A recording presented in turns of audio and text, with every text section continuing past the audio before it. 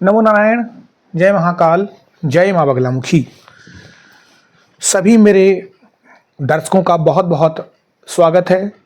I hope आप लोग अच्छे होंगे, आपकी आध्यात्मिक उन्नति आगे बढ़ रही होगी।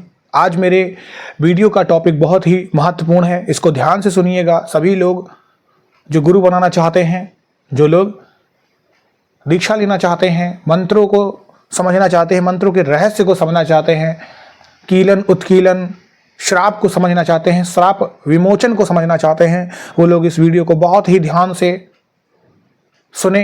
आपको बहुत कुछ समझ में आने वाला है, मैं बताने वाला हूं अगले 7 से 8 मिनट के वीडियो में।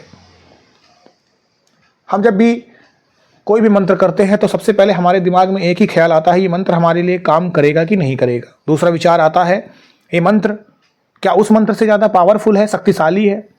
क्या इस मंत्र के देवता उस देवता से ज़्यादा शक्तिशाली है? क्या हमारे दिमाग में हमें जो चाहिए है वो मिलेगा इस मंत्र से कि नहीं मिलेगा? कहीं मैं अपना समय बर्बाद तो नहीं कर रहा हूँ?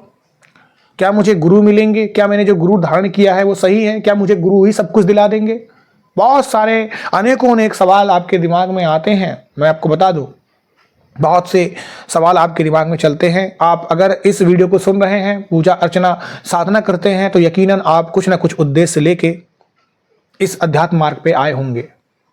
अध्यात्म मार्ग में आने के बाद आपने सोचा होगा कि अब मैं अपनी ज़िंदगी को संवार लूँ, चाहे अपने परिवार के लिए या अपने लिए।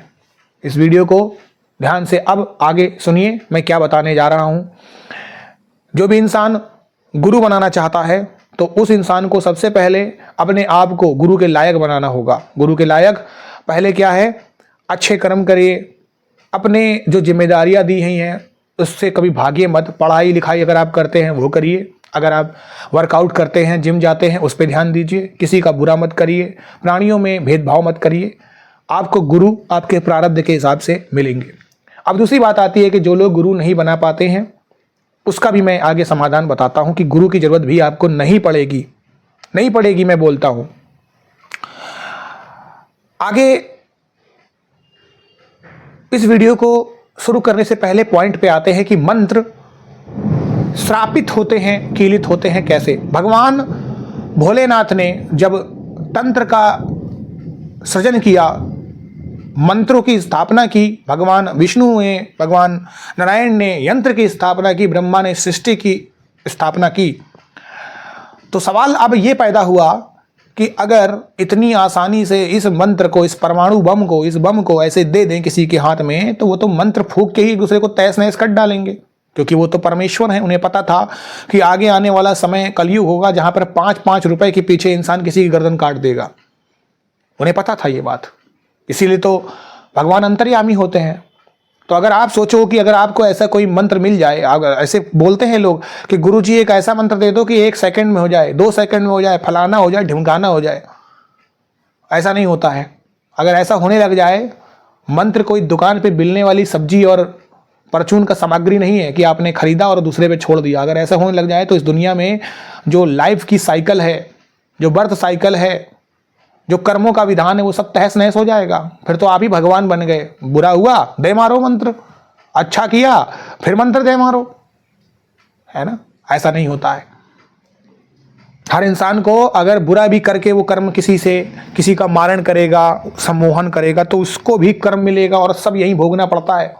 सब यही भोगोगे आप, इंस्टेंट कर्मा मिलेगा आपको। इसीलिए शनि भगवान हैं जो कर्म प्रधान है। आप शनि से मत डरिए, आप अपने बुरे कर्मों से डरिए। आपके बुरे कर्म अगर खराब होंगे, शनि आपको दंड देंगे। कर्म आपके अच्छे होंगे तो शनि आपके कभी आसपास भी नहीं आएंगे, मुंह ही नहीं लगेंगे आपके।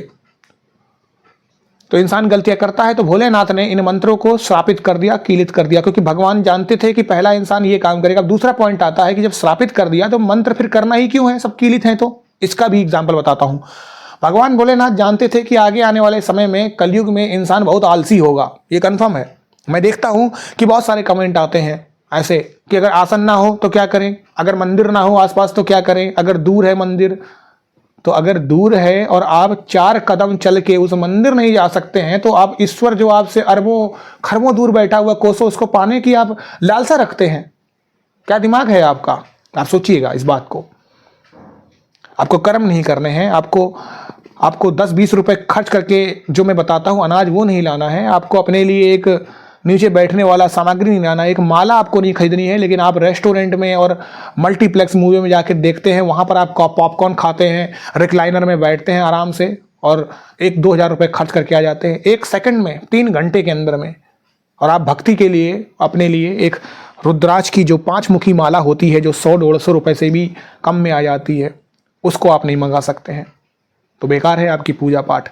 तो भगवान जानते थे कि लोग ऐसे आलसी हैं, ये शास्त्रों में लिखे गए नियम को लेना नहीं चाहेंगे। इन्हें ऐसा समय आएगा जब यूट्यूब में से कोई भी आधा अधूरा मंत्र देगा, ये उस पर ही ज्ञान अर्जित करेंगे और मंत्रों का उठाएंगे और इनका काम नहीं बनेगा।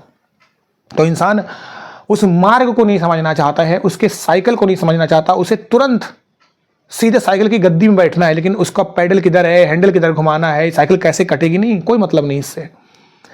तो इसी चक्कर में ये मंत्र जो होते हैं वो कीड़ित होते हैं, श्रापित होते हैं, काम नहीं करते हैं। अब इनको खोलने का सिस्टम क्या है, इस ताले को अनलॉक करने का सिस्टम क्या है, इस ताले को अनलॉक करने का सिस्टम है कि आप उस मंत्र का कई गुना जाप करें, धीरे धीरे वो मंत्र खुलता चला जाएगा। उसके पुरस्चरण होते हैं, आप उसका हवन करिए, अर्पण करिए, तर्पण करिए, मार्जन करिए, उस साइकिल को आप समझिए। और समझना नहीं चाहते तो उसके लिए गूगल है, आप उसको डालिए कि अर्पण तर्पण मार्जन क्या होता है, पुरस्चरण क्या होते हैं।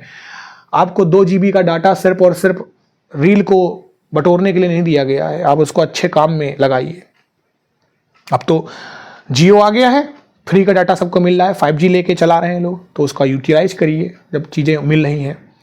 गुरु की बात ऐसी होती है कि गुरु अगर आपको नहीं मिल रहे हैं तो उसका भी तरीका होता है। आप अगर डरते हैं कि इन बीज मंत्रों का ह्रीम क्रीम दुम सम दम राम रोम इन सब का जाप नहीं कर सकते हैं, तो बिल्कुल सही बात है, नहीं करना चाहिए, क्योंकि ये मंत्र नेगेटिव होते हैं। बीज मंत्र आपके दिमाग के साथ खेलते हैं। बीज मंत्र आपके दिमाग में जो चल रहा होगा उसी तरीके से रूपरेखा बना देते हैं। बीज मंत्र श्रापित नहीं होते हैं, कीलित नहीं होते हैं।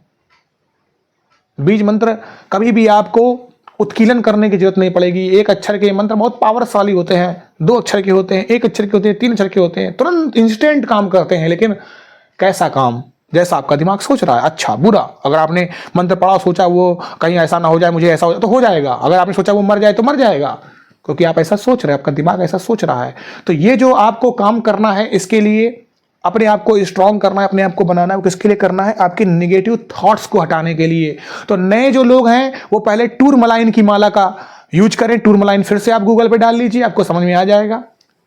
निगेटिव थॉट्स को हटाती है। दूसरी बात है, ये मंत्र करने से पहले अपने आप को सक्षम बनाइए। पहले भगवान गणेश के मंत्र करिए, उनकी आरती स्तुति करिए, उनसे परमिशन लीजिए। इसीलिए तो बैठा ले गए हैं प्रथम पूजनी। फिर माता दुर्गा की पूजा करिए, पहले शक्ति बटोरिए, उस काबिल बनिए, रक्षा कवच अपने इर्द गिर्द लाइए उस शक्ति से लड़ने के लिए। नारायण भगवान की स्तुति करिए, उनसे इजाजत लीजिए कि हे प्रभु मेरा पालन करना, आप जगत के पालनहार करता हैं आप, अगर मैं कुछ गलत भी कर दूं तो आप मेरा पालन करना। उसके बाद आप जब भी मंत्र जाप करते हैं, कोई भी चालीसा स्तुति करते हैं, तो क्षमा विवेचना करें। आप क्षमा करने का तरीका होता है, हर माता के लिए, पिता के लिए आप जो भी परम परमेश्वर की स्तुति करते हैं उसमें देखिए क्षमा याचना आपको लिखे मिलेंगे। आप डालेंगे गूगल पे तो आपको मिल जाएगा। क्षमा विवेचना करना आप स्टार्ट करिए। क्षमा करने के बाद आपके मंत्र काम करेंगे। उसके बाद गुरु का मंत्र पढ़िए। कोई गुरु नहीं, कोई प्रॉब्लम नहीं है। ओम गुरुवे नमः, ठीक है, इतना ही काफी है। ओम गुरुवे नमः, ओम गुरुवे नमः, ओम गुरुवे नमः, ठीक है। अगर कुछ नहीं समझ में आता है तब ओम ब्रिम बृहस्पते नमः, ओम बृहस्पते नमः, ये मंत्र जो है भगवान नारायण का है। ओम नारायणाय नमः, है ना। गुरु का असली जो रूप है वो भगवान नारायण है, क्योंकि जो देवगुरु बृहस्पति है वो देवताओं के गुरु है और उनके रूलिंग डेटी है भगवान नारायण, जो इस जगत में चराचर जगत के गुरु बने बैठे हैं। सूर्य देवता जो आपको प्रत्यक्ष आंखों से दिखा रहे हैं, उसके ऊपर भी रूल करने वाले हैं प्रभु नारायण।